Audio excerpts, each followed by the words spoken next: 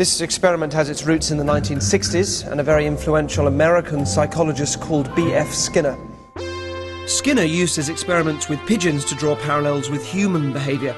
In one of his experiments, Skinner placed his pigeons in a controlled situation and then gave them small amounts of food. It was up to the pigeons to work out what they had to do to win the food each time.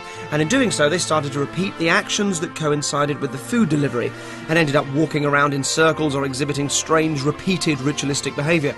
But what the pigeons didn't know is that the food was actually delivered at random and that their strange, repetitious behaviour that they thought was working had no effect on anything.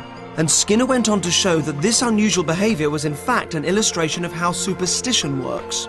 Human beings acquire superstitious thinking by making false connections between cause and effect.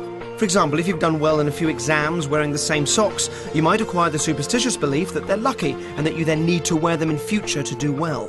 It's only after a short time that both the pigeons and our participants start showing signs of superstitious thinking. Both groups are increasingly convinced that by repeating actions, they can have an effect on their environment. Orange, orange, orange. Lemon, lemon, lemon.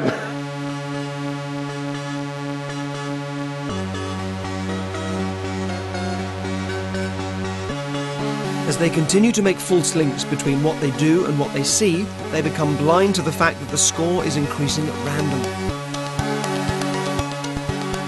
As with Skinner's experiment, I needed an arbitrary way to increase the score, so I thought I'd employ two stupid fish.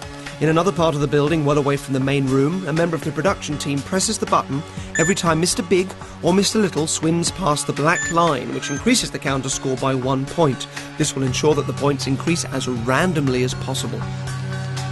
You've done 21 points in 7 minutes. That's really far off 100. Of course, we have no idea if the goldfish will actually cross the line 100 times within the 30 minutes. We got more points. So whatever happened then, we got 2 points. We got a point for a balloon, didn't we?